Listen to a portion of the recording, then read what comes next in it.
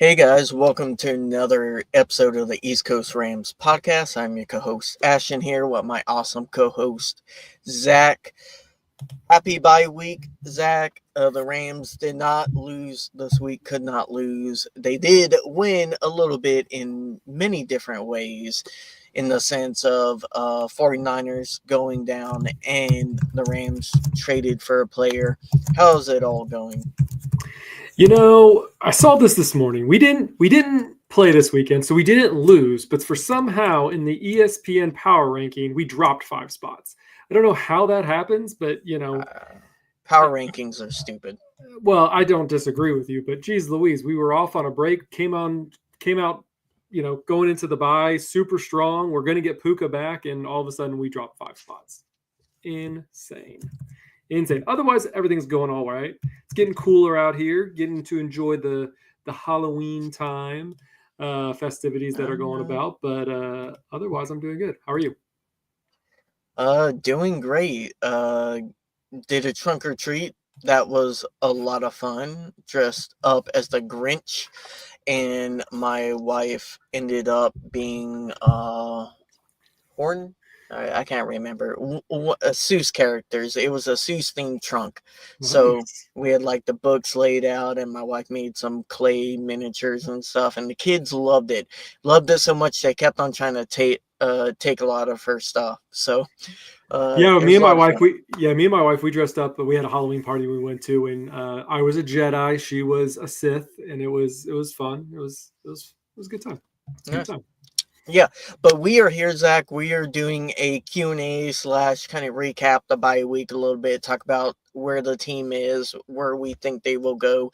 So if you guys are watching live, please, you can either submit your questions. We shot the link out on X, and I don't know if it's elsewhere, but feel free to click on that link and you can come on here. And we talk a lot every week. We want to hear from y'all, so you guys can put your 2 cents, or you can ask questions, have a conversation, be chill, do it for a few minutes. I mean, you guys can stay on as long as you want, if there aren't other people waiting. But yeah, Zach, anything to add to that? Yeah, youtube.com/at East Coast Rams. That's where you can find us live. Um, and yeah, make sure you subscribe, like, comment below, join us in the feed too. You wanted me to share the actual link to our The actual live. StreamYard. Yeah. StreamYard, Yeah, so we can add that would them. have. If you guys want to, we already have a question, so we'll answer your question, Rob, here in a second, as Zach Yeah, I'm does gonna the put that technical out. stuff. Yeah, I'll do that. You go ahead, put up the question. We'll talk about it, and we'll go from there. Well, first off, we can go ahead and talk about. Do you want to go ahead and talk about the McCrary trade? Yeah, let's go ahead and talk about that. So the LA Rams made a move today. So we'll get to a question about what future trades might happen. But today we got some big news, or yesterday we got some big news that the Rams are making moves for a cornerback, something that me and you have both been saying over the last several weeks, pretty much since Akella They Witherspoon had to. Yeah. was tapped out. So they pick up Roger McCreary from Tennessee. He was a second-round selection, number 35 from the 2022 NFL draft. Yeah, they did something similar last year, picking up some It's a late pick people with. swap too. Yeah, and it's not a bad choice. I mean, we have to give up a late fifth, and we get a late and Uh, a mid to late it's a sixth, depending on. conditional, Yeah, and it'll probably end up being the earlier fifth. So it is more of a like, I don't know what pick Tennessee is giving us, but I would assume it's a later sixth, and we're trading earlier fifth. So it's a little bit less value than people think, but it's still like it's probably going to be 40 or 50 spots, I would guesstimate, kind of. yeah.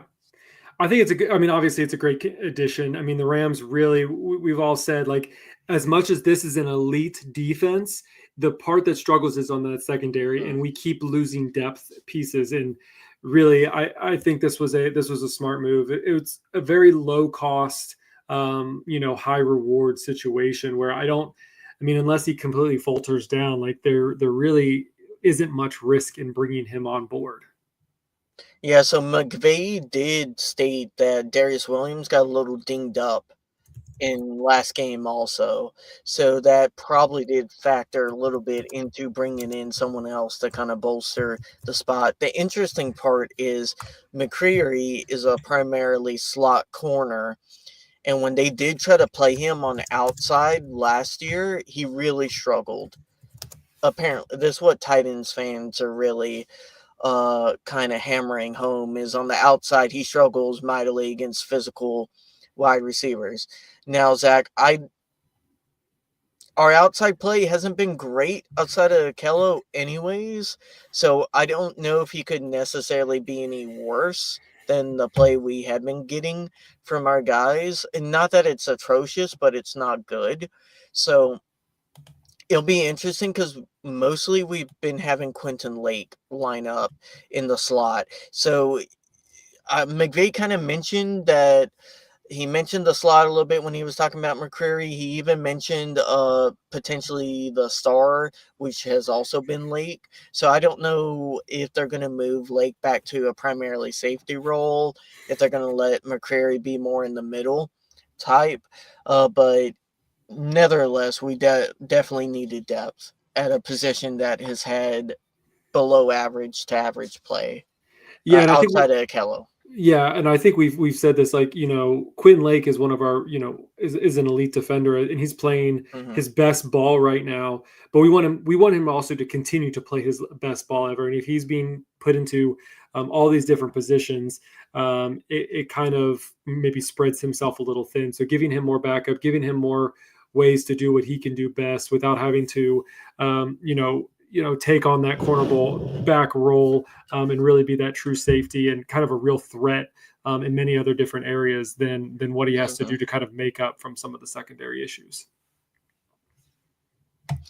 Yeah, I mean it's not like we went out and got Jalen Ramsey, so like it doesn't completely turn around the secondary, but we definitely needed depth, and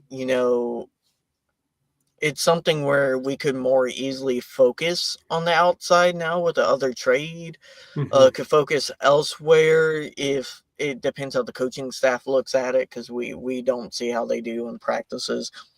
So it does give the Rams a little bit more flexibility on the secondary, which they were starting to get really thin. And if Darius Williams was banged up, you could see where they might want to limit snaps and you need more bodies, preferably not off of the practice squad.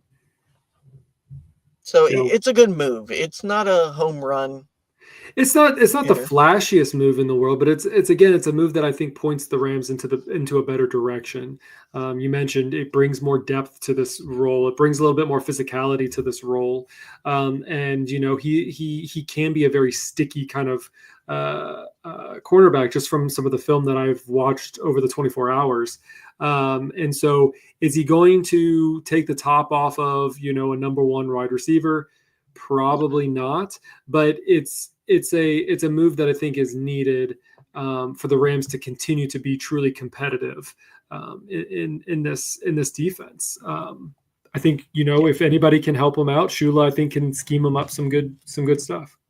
They could try to move Lake to the outside. I don't know how that would work, but that could potentially be part of like moving the scheme around a little bit with the new personnel. So it'll be interesting to see what they kind of do with him depending on it. And we're very much like we base our schemes more around who we're playing than any like one specific thing. So they Mm-hmm. might do something different every team, and we'll kind of see how they adjust the different team personnels. Now to questions, Zach. Uh, our first one is from Rob Navarro. Do you guys see the Rams trading for anyone else? Do you want to answer this first, or? No, I'm gonna give this one to you because this is Oh, kind of your this is your element here. I mean, I've been saying all day that, or, for weeks now, that they need a cornerback. They did that. They brought in uh, they brought in Rogers. So why don't you talk about who you think that they're going to on the opposite side of the ball? uh, uh, I mean, I could see them wanting to add a outside corner potentially, but there are not a lot of people available. I'll put it this way. As much as I personally would like the Rams to be Ferrari shopping, Lamborghini shopping, looking at, let's say, the sexy additions to the teams, we are kind of looking at used cars. We're looking at Kias.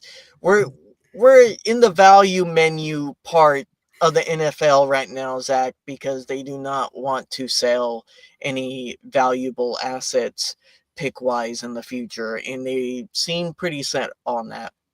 Yeah. Maybe that changes, but that's been all the inclinations that the team has given us. That it sounds like that we haven't got any reports that they're looking at high profile players uh so far that I know of.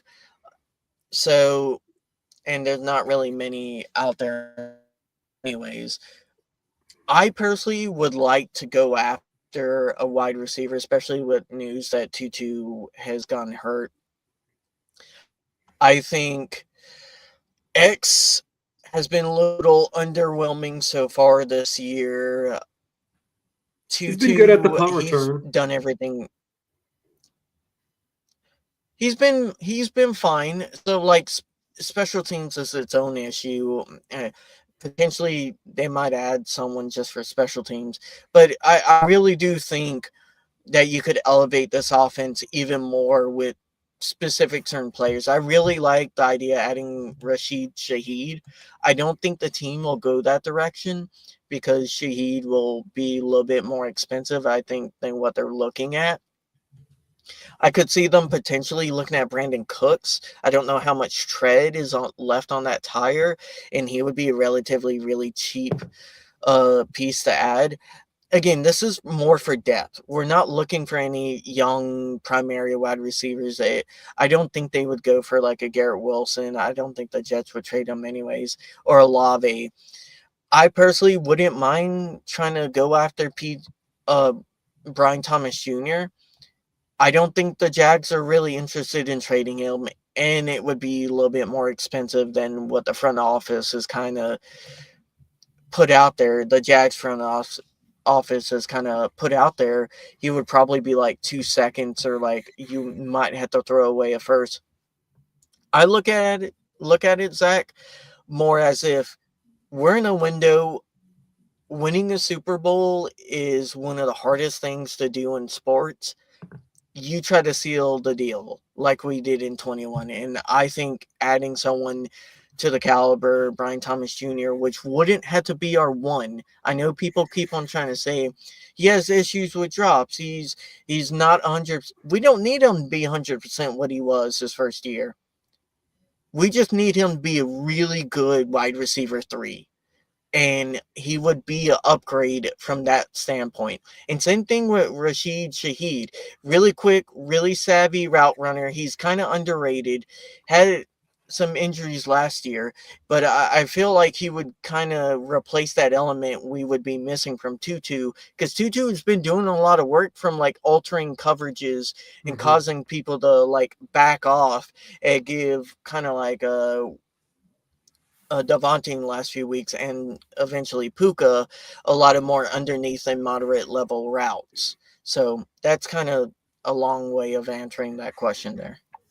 Yeah, I mean, you look at it, our wide receiver room has pretty good depth as it stands right now. I mean, especially with Puka being healthy.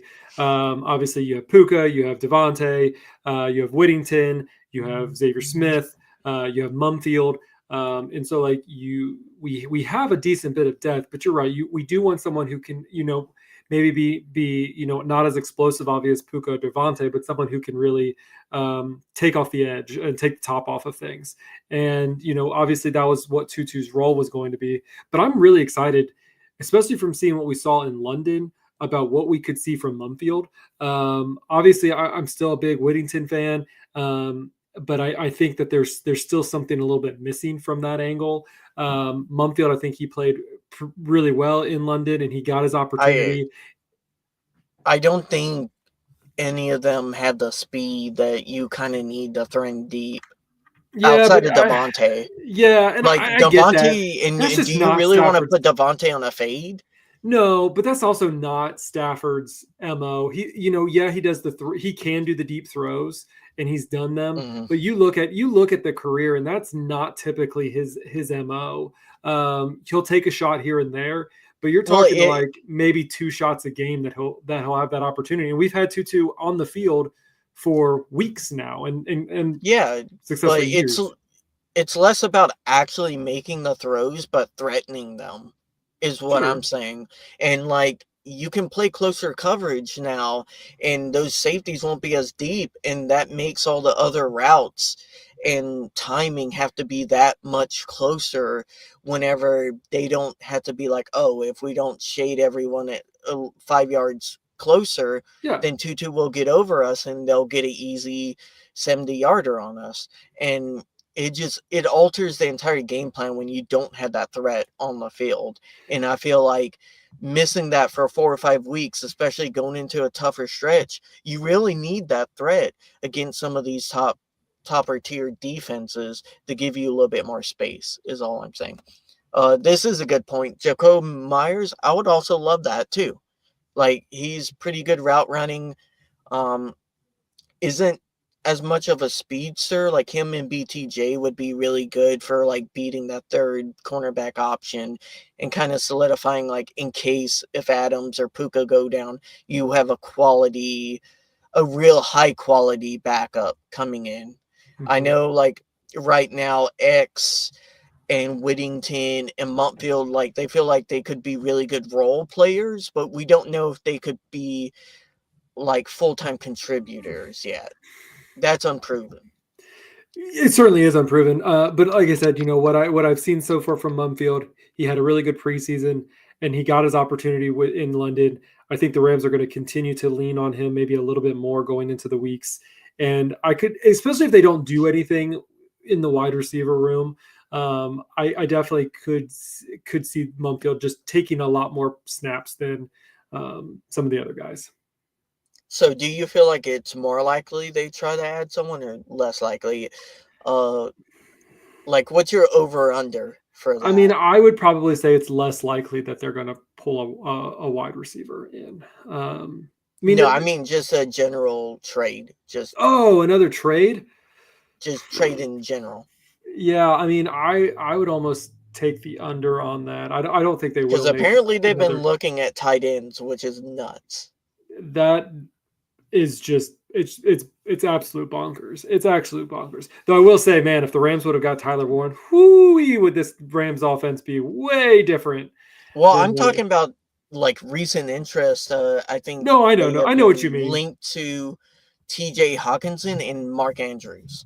So I don't know about I Mark Andrews. That's a very Mark, big Mark stretch. I would pass on that. Mark Andrews, I don't know how much is left there. He's shown only a flash or two this season. Yeah, I mean, But especially when then you again, still like, they haven't had Lamar throwing to him the entire sure. year, I just don't know practically. what does that get you? I mean, I don't know if he's better than Higby. I think I now think he for is. I feel for the Ravens, he's an offensive weapon, but I don't know in the Rams when you have Stafford and Uh, I don't think that he's better than Higby on a I Rams would team. definitely take TJ Hawkinson over Higby in a heartbeat. Sure. But we also have T Ferg. So something I don't know what's all going up in our tight end room, but I for we us to could look for also another tight end is just It's crazy. crazy, but there could be injury we don't know that's lingering. Like that happens sometimes where they just don't say something and players trying to play through it. Who know? Like, Who it knows? I seems mean, like there's it's a true. Like, do you think it's true in general, or do you think that just? I don't It think it's seems. true. I mean, It I don't seems like know. them though, Zach. You know this front office. But what is the Vikings going to get? They're going to get Higby? Is that what you're going to Garoppolo, is that what you're going to trade? Like is Kevin Garoppolo. O'Connell Garoppolo? We're not trading away Garoppolo. There's no way. No way. No way. No way. No way. No way. Garoppolo could have gone to any other team this year. The Rams are not going to give him up. I know Stafford is doing an MVP level All Pro season, but if you want to have any chance if something happens to Stafford, Garoppolo's the one who's going to take you there. It's not going to be Stetson Bennett. I slightly disagree with that take, but outside of that, I would prefer to keep Garoppolo, but I could see a world where if Jimmy Or maybe G they'll gets give a rid whiff, Parkinson. if Jimmy G gets a whiff of like, hey, the Vikings really want me to start for them now. I have an opportunity to be a starter. This could benefit the Rams. You guys get picks and a player potentially, and I get to start.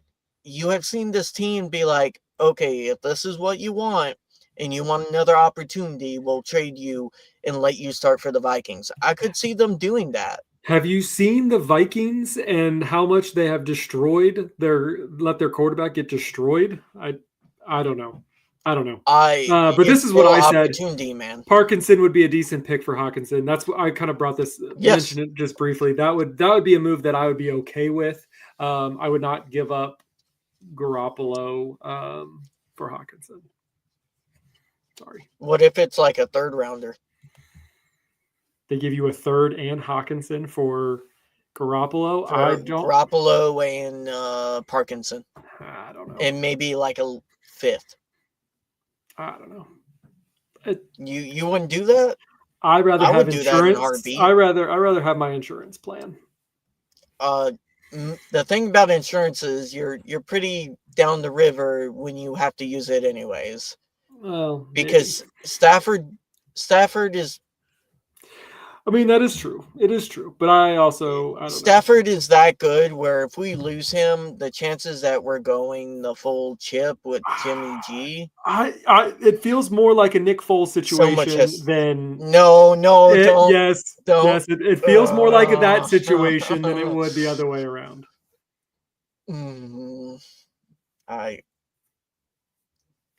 Maybe Joe Flacco's back on the market again for the Vikings. Anyways, I doubt that would happen.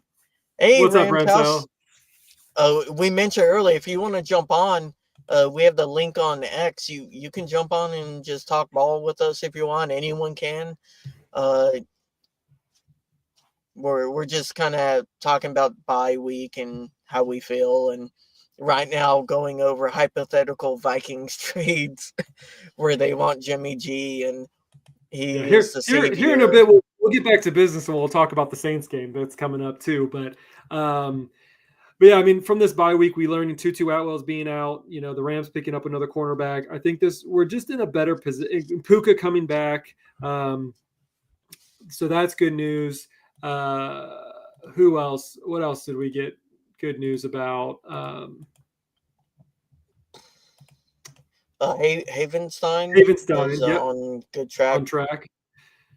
Yeah. Which McClendon though has been doing pretty well in that spot, so it's definitely going to be interesting. Zach, I'm just saying they might not need to draft a tackle in the first round next year. You could go quarterback and wide receiver, and there's a certain pair from South Carolina that I would die for the Rams to get that are going to be perfectly in the range right now of where the Rams are picking. I mean, dead perfect. Exactly. Moving on, new topic. Davante Adams. Did you get to watch? Did you see any of the Monday Night Football, the Eli and Peyton show with Davante Adams on it?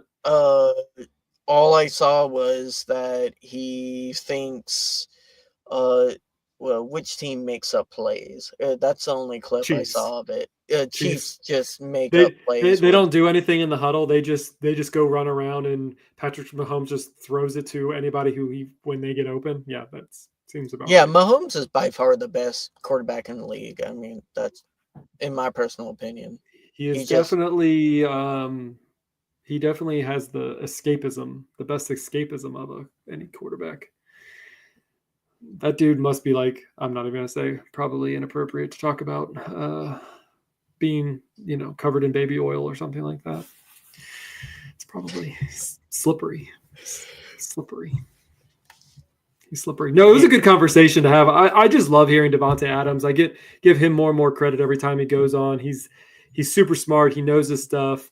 He did come out and he was like, I think he finally kind of admitted that they're finally in a rhythm. Him and Stafford are, obviously without having all that time when Stafford was out dealing with that back injury. I They mean, we did said it would. yeah, Yeah. and they didn't get to connect, and so finally, I think we saw it after the London game that they're really starting to click. They're really starting to get a feel for each other, starting to understand his no look throws. It's it's good. He's still having they still had some miscues in London too. So Sure. it wasn't perfect, and it's only gonna get better. And we we knew that it would take time. And it's one of those things, Zach. Uh, he has to learn the playbook.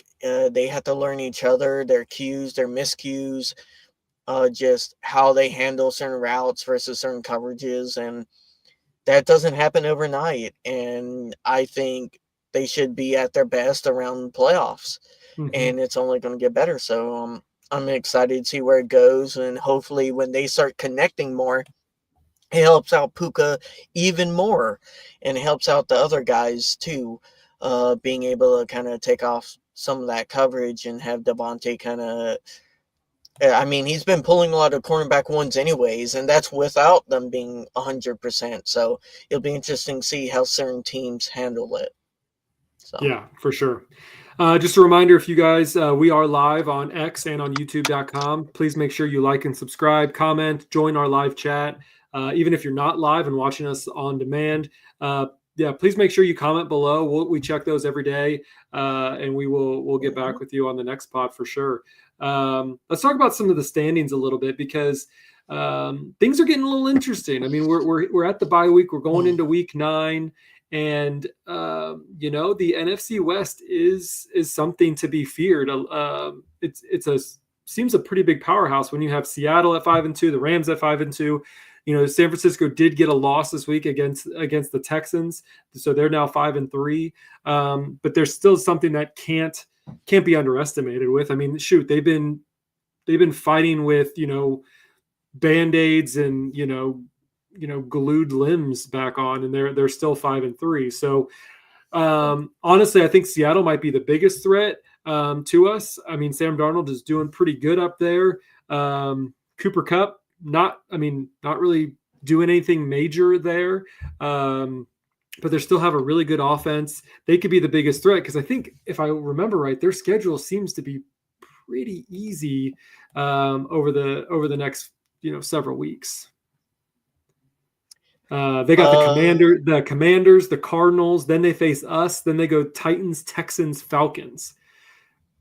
The really only struggles are going to be us twice, the Colts, and maybe the 49ers. I mean, Seahawks are a hard team to talk about because, you look at their schedule, who top tier in the top tier of the NFL have they beat? Who? Their best win right Was it now, was it because they against the lost to the Bucks. Steelers? No, against the Jags. I think the Jags are a better team than the Steelers. Okay. The Steelers just didn't they lose to the Bengals? Sure, the Steelers are just a The weird team in Flacco led. general. Yeah. They are a weird team, but they're not a top tier team. No, that's So, true. and they don't have a top tier D line right now.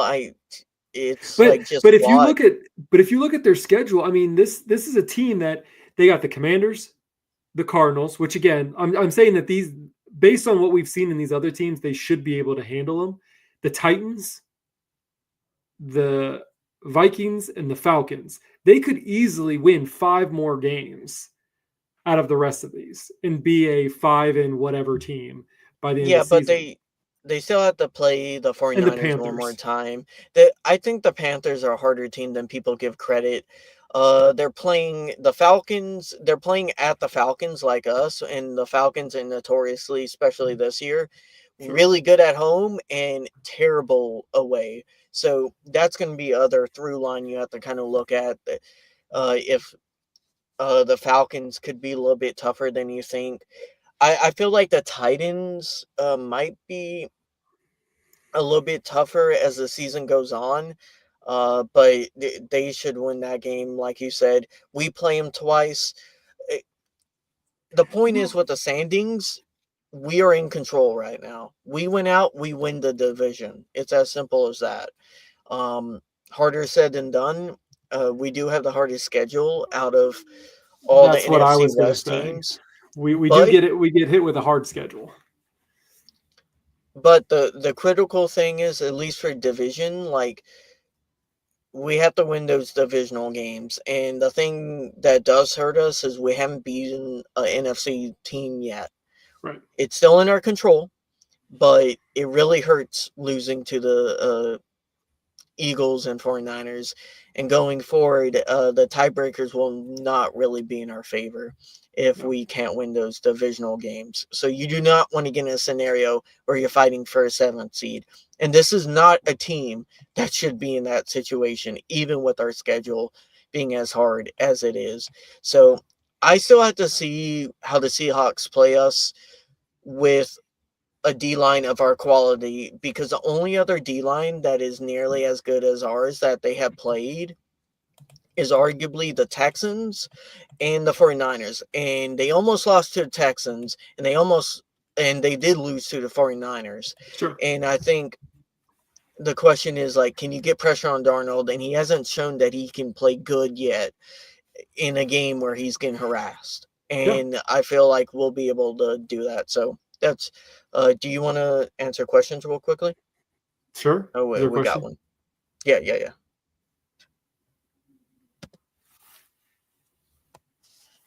Wide receiver, we talked about, agree. Center, you will not be able to find a center that's better than Brian Allen before trade deadline until after the season. That's, I highly doubt any team that is willing to trade right now would trade a center Coleman that's Shelton, better than, not Brian Allen. Coleman Shelton. Feels like the same person. So yeah, You said it, not me. yeah, they definitely could use another a backup center. I mean, obviously Bo Limmer, he can be a fine substitute for a short period of time, Oh, but that's definitely a position that they need to look at moving I don't forward think you're going to find someone better than Bo Limmer, in the to be draft. honest. Not in I'm draft, talking. but That was on where I was going trading. with. Yeah, Yeah. I was going with. But for the future, I think that that's something that they're going to have to look at this next draft. Yeah, and trying to switch centers mid-season, that it's not realistic, to be honest, outside of injuries.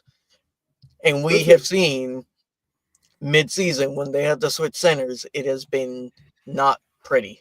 But it is a fair criticism that a center of our offensive line, our center is probably one of our weakest spots. Again, it's I did not like the move personally, but I made that known in the off season, and I said it would be more of the same. yeah, and I mean, And it has been. I think I took the opposite point where I actually thought it was a good thing, at least for a battle, and bringing him in as more of a veteran player who knows the Rams offense and be able to help maybe transfer some of that knowledge to Bo Limmer. But we've just seen a little bit too many mistakes from a veteran center. His pass protection is awful. Right, Let's just call it spade a spade. His run is like okay. I would say he has worse run blocking than Limmer. The only problem is Limmer is also atrocious at pass blocking. Now he's younger, and I would assume like he could potentially get better. So you could maybe see where he takes over next year. But this was kind of my issue with bringing in a player of his caliber. Like, I didn't see the growth areas potentially, and I didn't, money wise, I just didn't see the point in bringing in a player that would be like who had been poor on the Bears pass protecting, and lo and behold, he's still poor here. And I saw that downgrade anyways when he was with us previously. And this has been a position they should have invested in the second or third round 3 or 4 years in a row, and has been kind of driving me crazy that they just neglected it. And like, oh, look, we're having pass protection issues up the middle. So let's talk. Let's move into some of the PFF scores through week 7, Mm-hmm. or through week 8, for the first 7 weeks for the Rams specifically. Pass protection grades. So we'll start with them since that's what you brought up. Coleman Shelton is definitely in the bottom there with a 44.2. So there's that. Havenstein though is not much better with a 47.2. Pass He's been protection. injured a little bit. He has been, obviously in pass protection for the offensive line only. Steve Avila with a 75.5 and Alaric Jackson with a 72.6. On the plus side, though, our run blocking grades have been quite stellar, which makes my heart hurt because I feel like we should be taking more advantage of it than we have been. But Kevin Dotson 84.3. Warren McClendon, 82.4. Havenstein is 58.1. Bo Limmer with an 82.3. Coleman Shelton, 79.5. So almost all of our offensive linemen have above a 72 for run blocking. We could have paid Saquon instead of paying Parkinson. That's all I'm going to say. Okay, moving on to our the top 5 offensive grades. Puka Nacua with 92.6, Matthew Stafford with 91.0, Devontae Adams with 80.5, Kevin Dotson 78.1, and Steve Avila 76.0. Any surprises?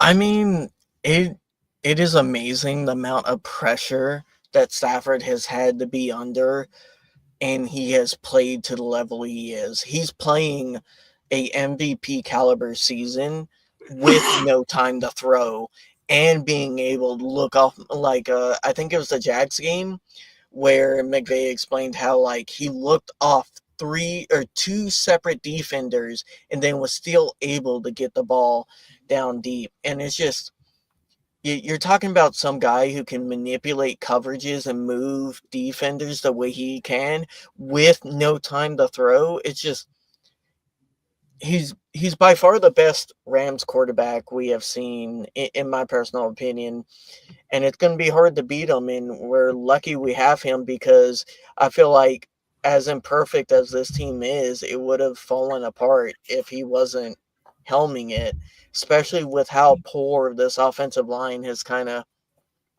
been put together in the first half of the season.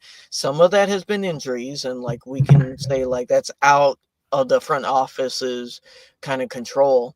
But I would say you have known that our right tackle has been getting a little bit older, not preparing a proper backup plan. I guess you could say McClendon is kind of working out now, and maybe they've known that. But center, I think it's just neglecting center has been really bad. And they did address guard. They got Dotson, and I feel like Avila has been above average good. But this whole line is, in totality, it has been, again, on paper going into season we thought good, but it has been kind of let down, especially pass protecting. If we just had an average O-line pass protecting Zach, I really think this would have been a number 1 offense. I know we're top 5, we're top 10, Mm-hmm. but we saw in this Jags game, it's the first game where he kind of had time, and he was just way more efficient, way more easier to get downfield, and you allow those deeper routes to develop, and you can be more creative, and you don't simplify your offense. Yeah. And it can really limit your offense not being able to pass protect. Yep. Bottom 5 of the defense, you have Tyler Higbee, Tutu Atwell, Jordan Whittington, Blake Corum, and Rob Havenstein. Of the offense. Of the offense, yes. Sorry. Yeah. So those are the bottom 5 of the offense. You said Higbee, Corum, Atwell, Whittington, Havenstein. Well, Atwell is just trying to move coverage. Whittington has been a disappointment overall, at least from what I've seen of him The on last the 2 field. games. Last 2 games he struggled. Dropping catches. Not easy, but you got to come down with the hard ones too. And just he's dropped some easy ones also. Uh, Higby, I mean, again, Higby is the Honda of tight ends. He's okay. Yeah. Let's talk about the defensive side. We haven't really talked too much about them. Top 5 in the defense: Jared Verse, 90.1. Byron Young, 84.9. Puna Ford, 84.1. Darius Williams, 75.2. And Quentin Lake, 73.6. Anything that surprises you about that one? I am tired of people complaining about Jared Verse when he's getting like constantly chipped and double teamed. Like I don't. I'm not he complaining about him. he I know, I know. I'm just saying there are some fans out there who have complained saying he's fallen off or like No, no. Just there. just He's stop. getting double He's teamed. not gonna get sacks when he gets Yeah, chipped and double teamed and they're throwing and going the opposite way of him. Like I mean, they're not he's not 80 levels controlling the game plan of other defenses yet, but he's a I think he. significant enough impact I think that it's he the is only taking reason. attention. I think it's the only reason why Byron Young has 9 sacks so far. I think every time Byron Byron Young gets Young a has sack, made I think he. I think mm, I think Jared Verse deserves portion credit of that because he's taken on a lot of heat. he has made his own strides though. I think he's gotten a few chips and he's not getting double teamed as much, but we have seen in years past, Zach, where people would get one-on-ones consistently and they wouldn't win as quickly as Byron. Byron Young is a legitimate edge who is gonna get legitimate edge money at the end Mm-hmm. of end of his contract, right? He's Yep. probably playing himself out of being a Ram because he's playing as good and consistently winning. Yeah, you can't pay for everybody. Bottom 5 of the defense: Jalen McLeod, Kobe Durant, Cam Kitchens, Emmanuel Forbes, and Braden Fisk. Bottoms them all out. Is that a surprise to you? I mean, I'm not a big PFF guy. I mean, Fisk has been healing for most of the offseason and the season. Sure. Fisk will be fine. We saw him when he's healthy. He's an elite interior rusher, and there's a lot of mouths. And this is the most stacked D line we have seen from the Rams in the McVay era. Yep. You're not going to get every guy stats in that No, situation, I but agree. we see as a collective unit, they're applying so many pressures and getting so many sacks and causing the time to throw to be some of the smallest in the NFL. Hmm. It that tells me that almost everyone in that D line is eating, and I really don't think anyone's been average to below average on that D line. Anyone I can think of. If you can think of someone, I think Laurel Murchison has been a above average NFL D lineman, and he's not necessarily getting the like sacks or like all the Yeah. stats. Fair point. Fair point. Do you want to talk a little bit about this Saints game that's coming up? Yeah, we can touch on it a little bit. So the Rams get to well, since we were talking about Jared versus Byron Young, I think they might actually get to feast a little bit this week. The Saints are making a change midway season. They are moving away from Rattler, which is an interesting move for the It's Saints, I stupid. think. And I don't know I don't know what to think about it. This Tyler Shaw, is that how you say his name? Is that how you pronounce it? Um, Show, Show show. might be Yeah, Show. Yeah, so it's going to be very interesting to see how the Saints decide that they want to utilize this guy up against you know, an elite defense, a top 3 defense in the league right now. Just seems kind of weird to pull it now. yeah. I mean, I think a majority of the Saints games, outside of like one or two, they've been within a score going into the late third of most of these games. They've been competitive. Hmm. And don't get me wrong, don't misunderstand. Like, I was very clear on this program when we were talking about Spencer Rattler as a late round QB. He's very imperfect, definitely a project.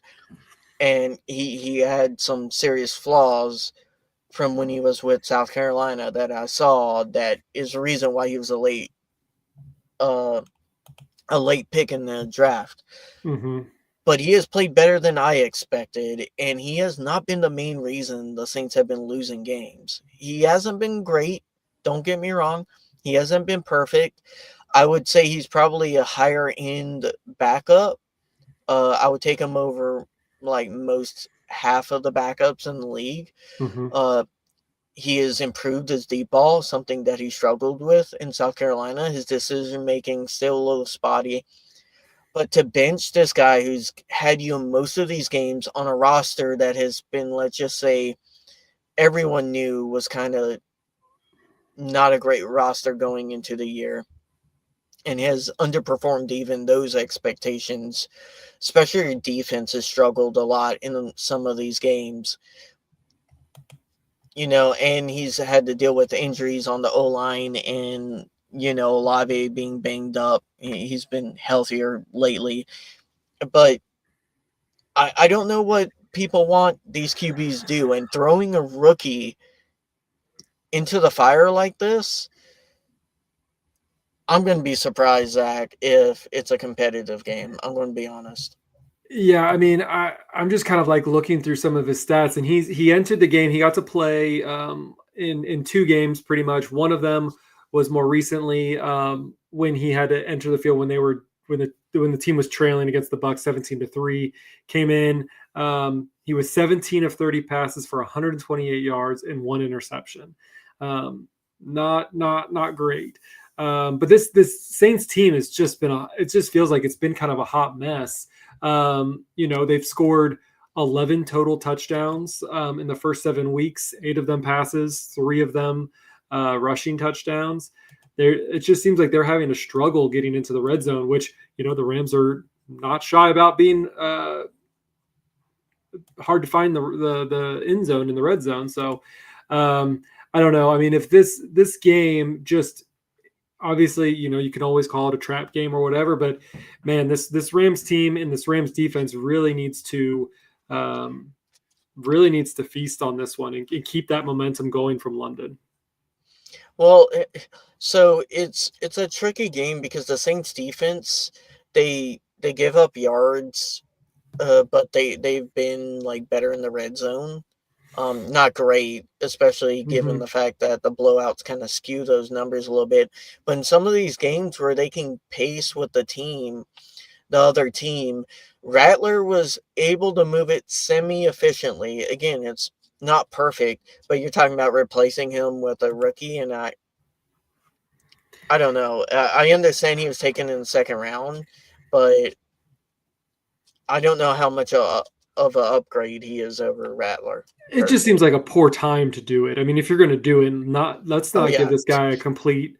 Um, against a top five D line. Yeah, yeah, let's let's we'll just be real see. I mean, about that. the I mean, Rams have played down the competition before under have McVay's, they right? have Like, and we saw it in 2018, and we saw it especially in 21. Like sometimes the Rams come out slow, and against these bad teams you give them enough confidence that they think they can hang with you, and they do, and it can bite you in the butt if you can't drag yourself out of that hole quickly enough. And that's the problem with a lot of McVay teams. In the first half they get in a hole, and we always say, like, as long as it's not more than 10 or 13, it's manageable. But we have to stop being so reliant on the third and fourth quarter. Yeah, for sure. And you look at this Rams or you look at the Saints defense. I mean, they've had 17 sacks, 4 interceptions. So this is a defense that still can play and play at a high level. Um, I and mean, they have good that older could, players. yeah. I mean, then they could really challenge our offensive line, which, depending on the type of day it is, could really give the Rams some fits. Um, I mean, this isn't a line because with Matthew Judon and a lot of those guys, it isn't a line you can really sit there and just like throw and have a field day against. They're not a terrible D line. yeah, no, I that's why I said like They are a decently good defensive team. It's just going to be what are they going to do, for sure. As far as team stats go, they're 22nd in passing yards, 28th in rushing yards, 29th in pass points for, and 24th in points against. So, the Rams are favored by like 14 points, I think is what I saw, which is insane. I think I saw somewhere that's only happened like twice in the last 20 years for the Rams. They're 13 and a half point we won favorites. one, lost one. Yeah. The Jets and Jets 2019. I think that was 2019. And then, or no, 2020. It was 2020. Yeah. And then I'm trying to think of the other time, Zach, that we were favored. I think it was back. I think it was in the early 2000s. I don't think no, it was under McVay. It was under McVay. We've only been favored that much. Or maybe I'm wrong. But either way, I do know. I think I'll find it while you talk. One was, yeah. And that game was very painful. Was that Adrian Peterson Twice. That the Jets signed? So this is from the Ram brothers. So shout out to the Ram brothers. 14-point favorites against the Cardinals in 2018, week 16, right before Christmas, and then in the Jets game in 2020. So that was that. But there was one back to the. Oh, it was Frank Gore. Yeah, Frank Gore didn't resign, but he signed with the Jets, and I think he had like 100 yards against us when he was like 34 or something. Yeah, that's crazy. Against the number one defense in the NFL, may I remind you that year. The Rams are just a weird team. They're a weird team. Weird team. I kind of wish we did the podcast back then, because that would have been a fun one. Yep. That would have been a fun one. Number one defense losing to the winless Jets. Yeah. But it is what it is. I think it's going to be super exciting. They're playing Sunday at SoFi Stadium, 4:05 p.m. It should be. That's Eastern time. You 1:00 people Pacific time. So it's gonna be fun. I hope it's gonna be one that I can just sit back and relax. But it's the Rams, so that never's gonna happen. No, you got to have that heart medicine ready, because this team rarely makes it where it's easy. We find ways to make it hard. We really do. Yep. We like to keep things spicy for our people. Yeah. We'll be up 2 scores and then have like a punt return fumble. It's not like the Chiefs, and they can be down like 30 points, and then the Chiefs fans are just like, yeah, but Patrick Mahomes got this, and then they win. It's like, what? Like, we never have that feeling. We just always have this feel of dread until the clock strikes 0 in the fourth quarter. Yeah, I'm always stressed even when we're up. Like, I will never forget the feeling I had when we're up like 28-3 or whatever against the Bucks. And I was just like, we need more points. We need more. It's not enough to beat Tom Brady. Right. And we had more fumbles in that one game than we did all year. And unbelievable game. And I feel like those happen to us a lot. Like the 2 blocked field goals against the Eagles. Just something that doesn't happen to like most teams, but yet we'll have like 3 or 4 of those things happen in a season. And you remember from like 3 years ago in 23 when we had a punter double punt, the Seahawks punter just double punted. I've never seen that before. And the Rams, of course. It's always the Rams. Something crazy always happens during a Rams game. All right. Well, I think we might wrap this episode up of the East Coast Rams podcast. Ashton, you got anything else you want to talk about? No, I just looking forward to the game. Got the Saints and then what, 49ers after that. So Saints 49ers, yeah. we're gonna be hitting the big stretch That's after the right. Saints. Can't look past the Saints. Gotta beat them because if we lose to the Saints, Zach, We got to start it's November gonna off make right, though. things. McVay teams in November are fun to watch. Hopefully, this will break our curse and we can move on from there. Yeah, sorry I interrupted you. Anything else you want to say? No, thank you guys for watching and commenting live. Always a lot of fun and love doing it for y'all. Yeah, we love being able to interact with you guys. And you guys can do that each and every time that we have an East Coast Rams podcast because we do these live each and every time, usually twice a week, a preview episode and then a post-game episode. So make sure that you like and subscribe to youtube.com/@EastCoastRams. Make sure you smash that notification button, both at YouTube and on X, so that you can always be up to date with the latest content that we push out. You always miss these live episodes? Well, you hit those notification buttons, you won't miss them anymore. So please make sure that you do all that.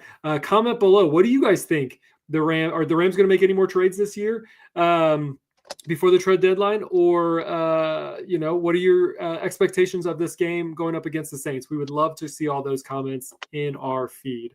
That's Ashton. You can find him on X at RamFan Ashton1. You can find me at Zach Mayer on X as well. You can find us on Instagram and Threads at East Coast Rams Podcast, and you can search for us on Blue Sky, East Coast Rams. With that, we will see you guys after the win against the Saints. See ya.